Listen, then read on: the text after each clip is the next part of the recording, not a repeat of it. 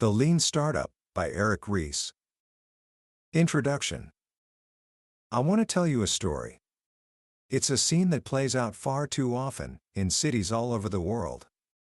Picture two young entrepreneurs, brilliant college kids who had an idea they believed would change the future. For years, they poured everything they had into their company. They hired their friends, they raised money, they worked nights and weekends, fueled by enthusiasm and the certainty that they were building something amazing. And then, the moment of truth. It's late. It's raining. They're standing on a street corner, arguing. Their dream, which had once felt so solid, is crumbling. The money has run out. The dot-com bubble has burst. They can't even agree on which way to walk. So, in anger and frustration, they part ways, heading in opposite directions, lost in the rain. One of those young men was named Eric Ries. The company he was building was a platform for college students to create online profiles to share with employers. Sound familiar? It was a brilliant idea, a full 5 years before Facebook would conquer the world. But despite having the right idea, at the right time, with a brilliant team, they were doomed from day one. And the reason why is the secret I want to share with you today. That painful memory of standing lost in the rain became the seed for a revolution. It led Eric Ries to ask a question that would change the face of modern business. How can we learn more quickly what works and discard what doesn't?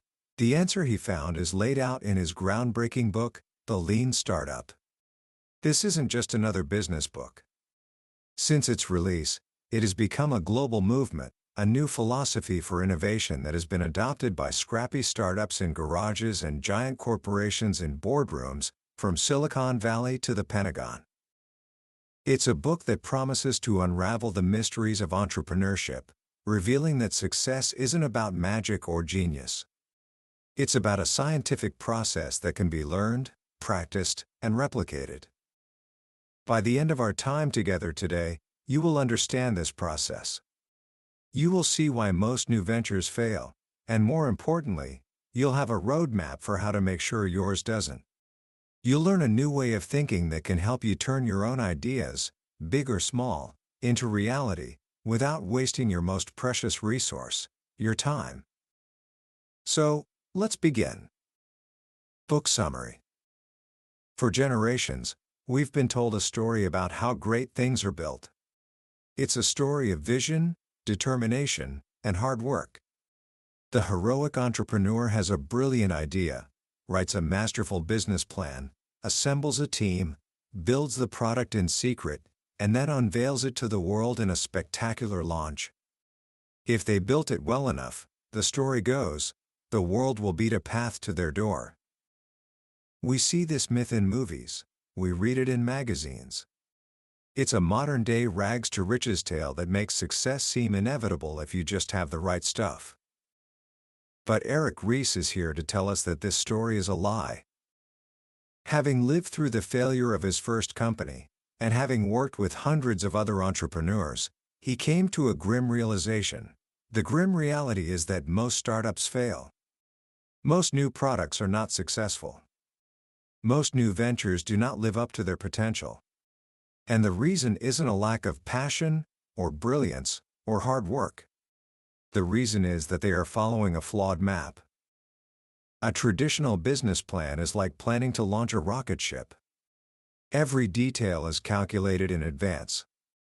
Every thrust, every change in direction, every stage is prescribed with excruciating precision.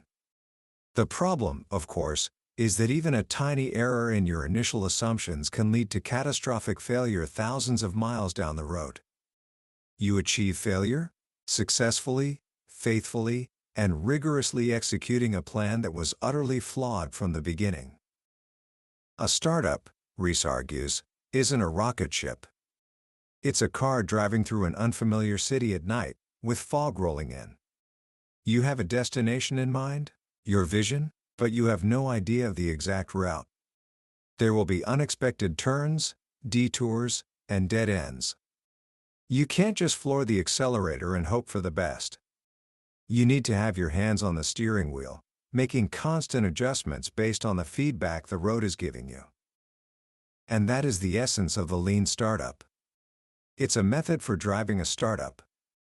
Instead of executing a complex plan based on a mountain of assumptions, you make constant adjustments with a steering wheel called the build, measure, learn feedback loop.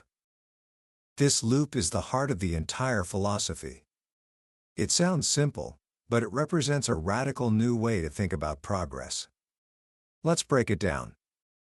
The traditional definition of progress is, are we executing our plan on time and on budget? Are we building the product we said we would build? But Ries asks a terrifying question. What if we are building something that nobody wants? In that case, what does it matter if we do it on time and on budget? This is the lethal problem of achieving failure, building the wrong thing perfectly. The lean startup offers a new definition of progress. Progress isn't about making stuff. It's about learning what to make. The most vital function of a startup is learning. Not just any learning, but a specific kind of learning that Ries calls validated learning. Validated learning isn't a good story you tell investors to excuse your failure. It isn't an after-the-fact rationalization. It is a rigorous, scientific method for demonstrating that you have discovered valuable truths about your business. It's the process of empirically demonstrating that you know what your customers truly want, not what they say they want, or what you think they should want. And the only way to get this validated learning is to start the engine of the build, measure, learn feedback loop. The goal is to get through this loop as quickly as possible. Speed is everything. Not speed of building, but speed of learning. Let's start with the first part of the loop. Build. When we hear the word build, we think of a finished product, polished and perfect. But in the lean startup, the first thing you build isn't a product. It's an experiment. The goal isn't to build the final, world-changing version of your vision. The goal is to build something, anything, that allows you to start learning as quickly as possible. This is the famous concept of the minimum viable product, or MVP. An MVP is not just a smaller version of your big product. It's the simplest possible version that allows you to begin the process of learning. Its goal is to test your most fundamental business hypotheses, what Ries calls your leap of faith assumptions. Every startup has these. They are the big, scary assumptions upon which the entire venture rests. If they are true, a tremendous opportunity awaits. If they are false, the startup risks total failure. There are two leaps of faith that stand above all others: the value hypothesis and the growth hypothesis. The value hypothesis tests whether your product or service really delivers value to customers once they are using it. Will people actually use this thing? Does it solve a real problem for them? The growth hypothesis tests how new customers will discover your product or service. How will you grow? The MVP is designed to test these hypotheses with the minimum amount of effort.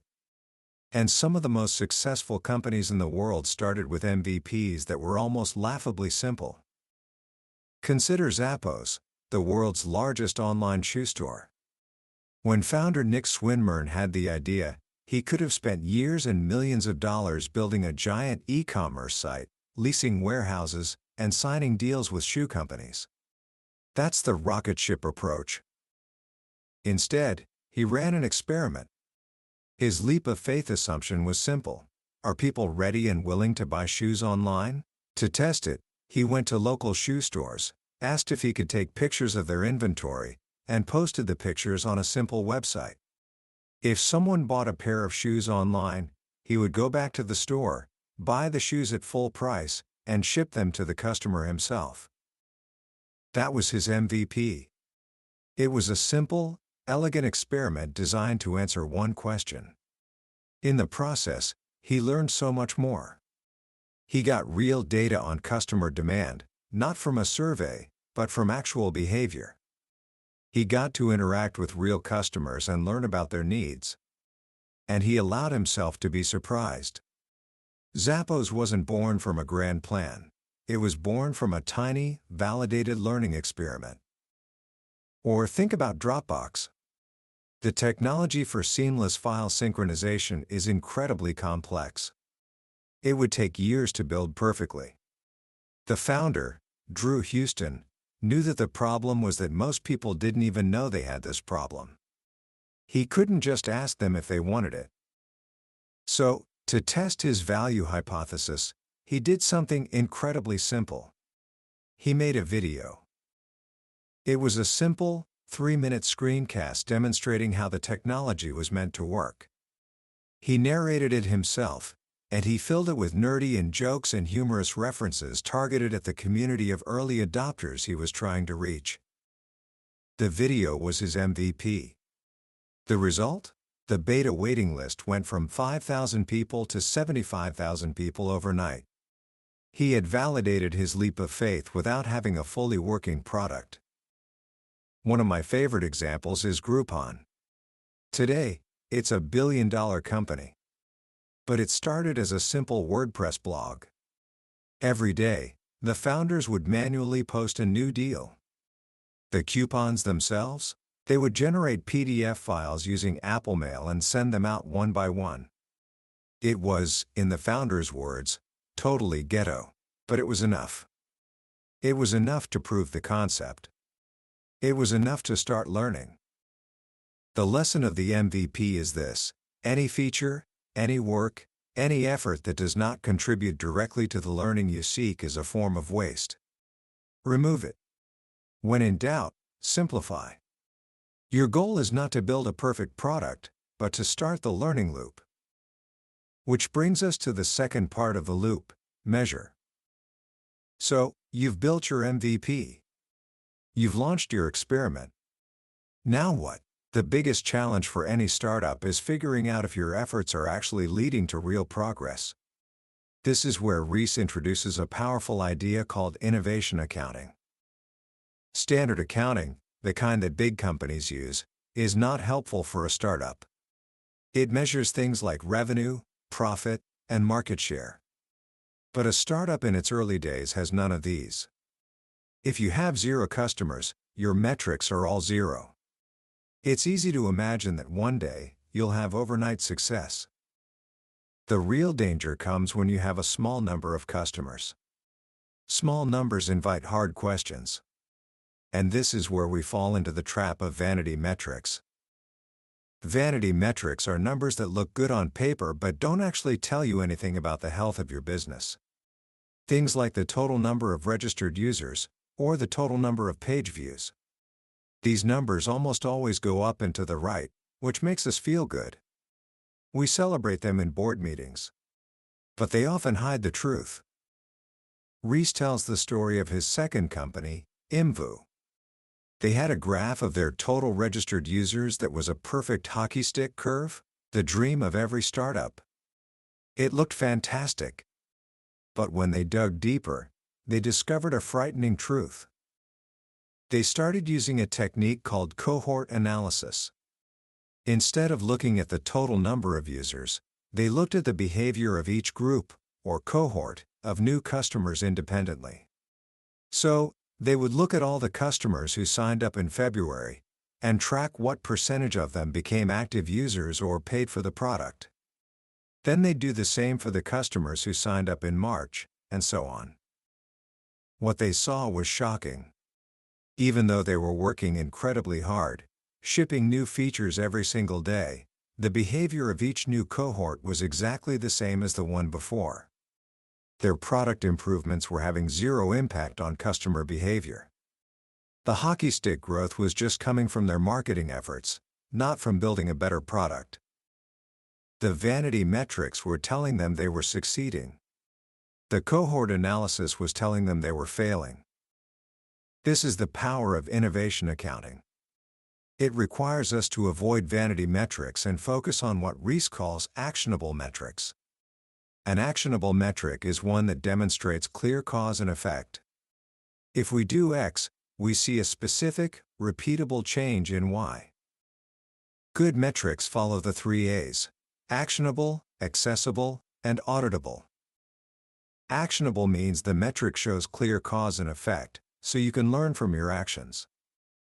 Accessible means the reports are simple and easy for everyone in the company to understand. Ries says to remember that metrics are people too. Instead of abstract numbers like hits, talk about people who visited the website. Auditable means the data is credible. We have to be able to spot-check the data with real customers to ensure the reports are true.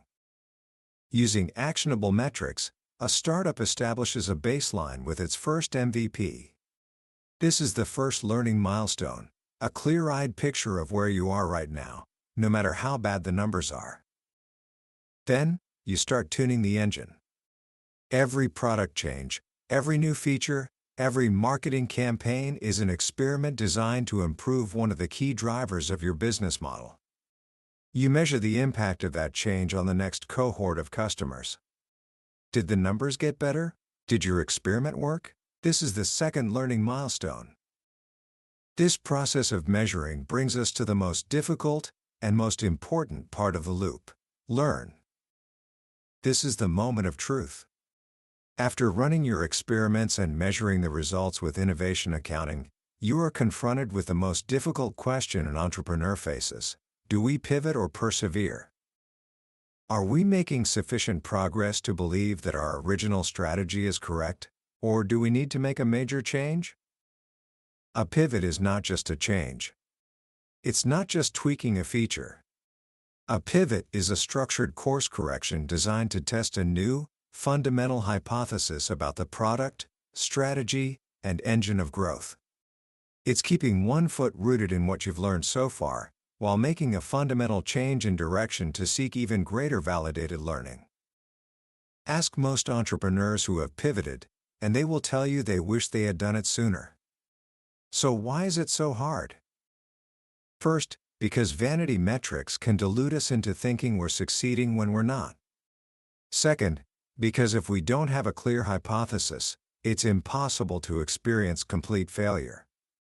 And without that feeling of failure, there's no push to make a radical change. And third, because acknowledging failure is terrifying. We're afraid our vision will be deemed wrong before it's been given a real chance. The lean startup method is designed to give you the courage and the data to make this decision. It builds companies that are resilient, because they know that if they take a wrong turn, they have the tools to realize it and the agility to find a new path. Ries outlines several types of pivots. A zoom-in pivot, where a single feature of your product becomes the whole product.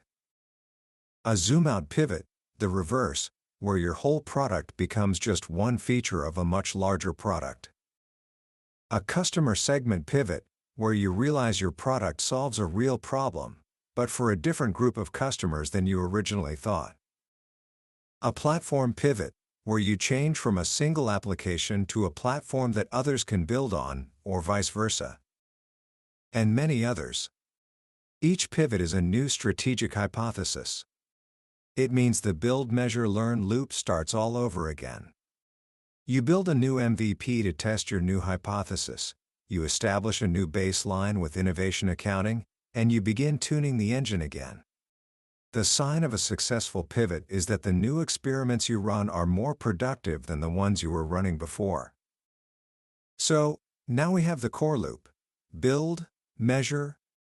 This is the steering wheel. But once you know how to steer, the next question is, how do you go faster?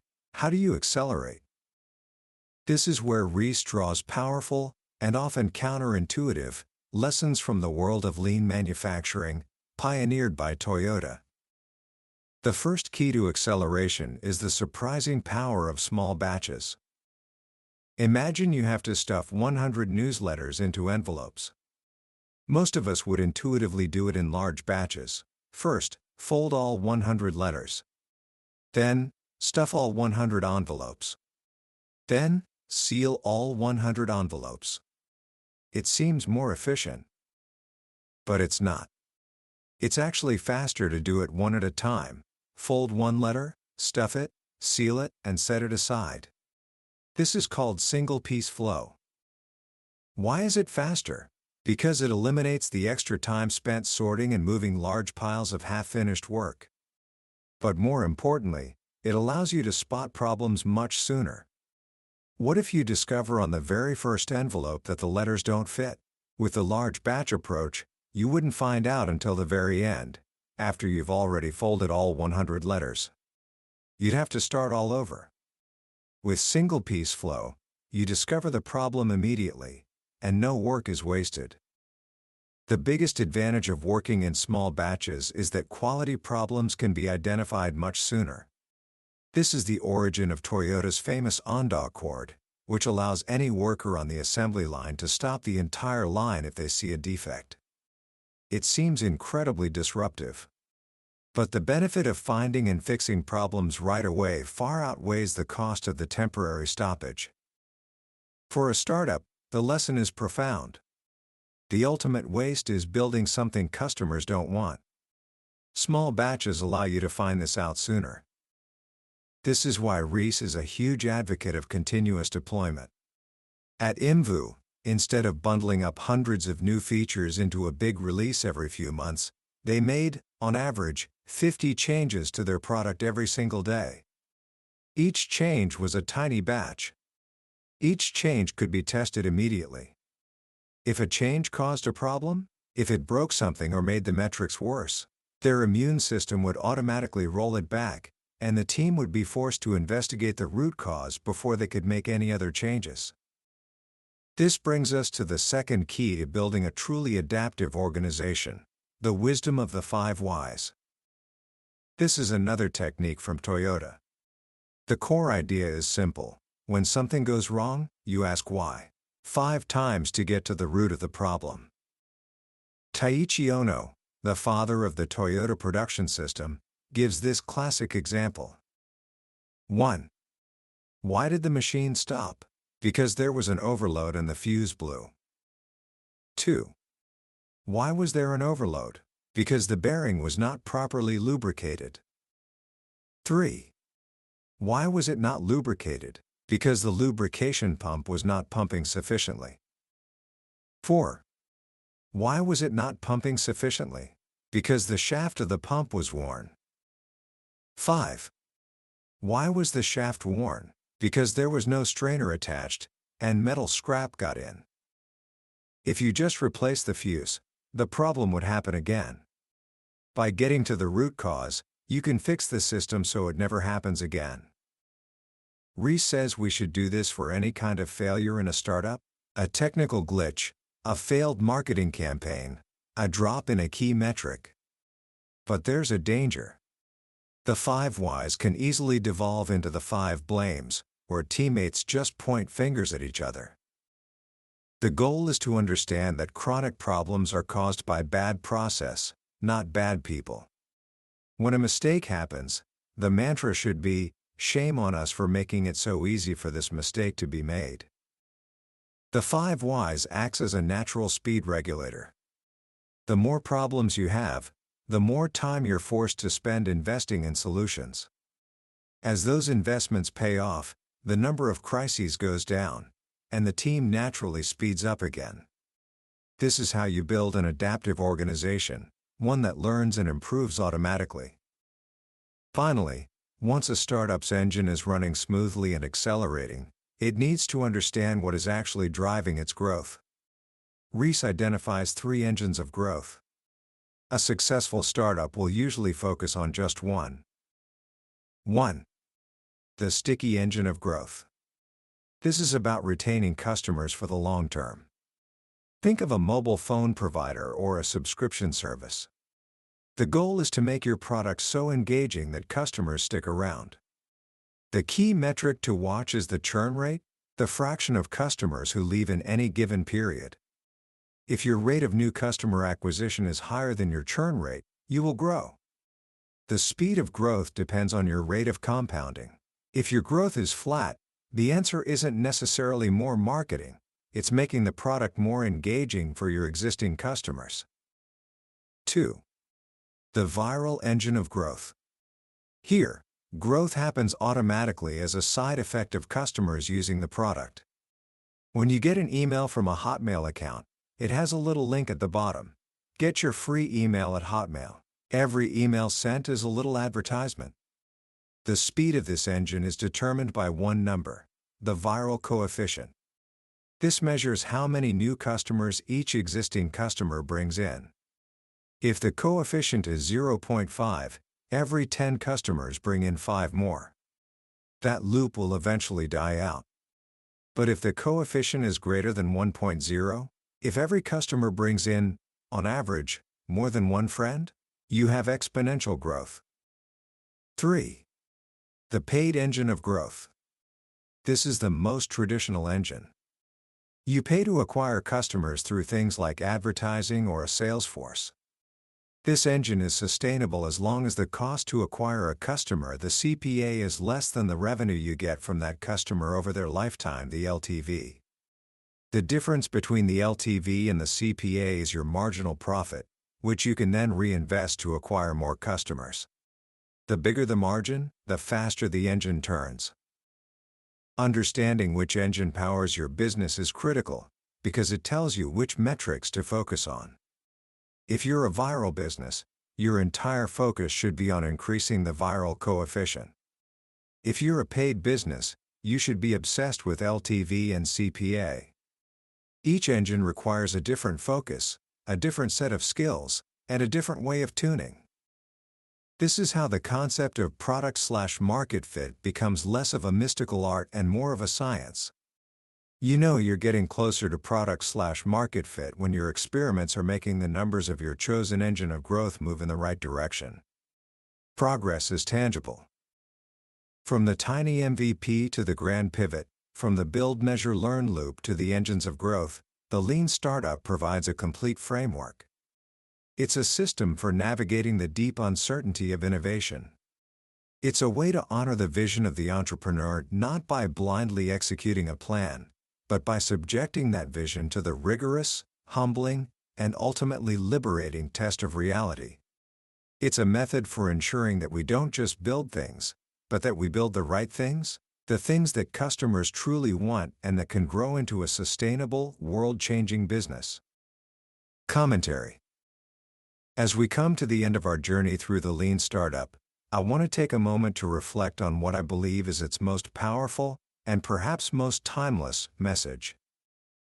At its core, this book is a profound argument against waste. But it's not the kind of waste we typically think about, wasted money, or wasted materials. The waste that Eric Ries is most concerned with is the waste of human potential. It's the criminal negligence of taking the time, the passion, and the skill of our people and pouring it into projects that are doomed to fail from the start. As Peter Drucker famously said, there is surely nothing quite so useless as doing with great efficiency what should not be done at all. And yet, this is what so many organizations do every day. They efficiently execute flawed plans. They build beautiful products that nobody wants.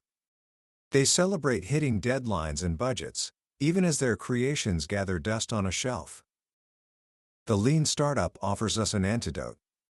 It redefines entrepreneurship not as a mystical gift bestowed upon a chosen few, but as a form of management. A scientific discipline that can be learned and practiced. It gives us permission to be wrong, as long as we are willing to learn. It gives us a framework for channeling our creativity into its most productive form. The ideas we've discussed, the MVP, the pivot, innovation accounting, the 5 whys, these are not just tactics for building a tech company. They are principles for navigating uncertainty in any field. Whether you're launching a nonprofit, starting a school club, developing a new product inside a large corporation, or even just trying to make a change in your own life, the core loop is the same. Build, measure, learn. Have a hypothesis, run an experiment, look at the data honestly, and then decide whether to pivot or persevere. So, how can you start applying these ideas, right now, in your own life? Let me offer 3 simple actions. First, think about an idea you have. It could be a business, a school project, or even a personal goal. Ask yourself, what is my biggest leap of faith assumption? What is the one thing that must be true for this idea to succeed? Write it down. Second, ask yourself, what is the absolute smallest, simplest, fastest experiment I could run?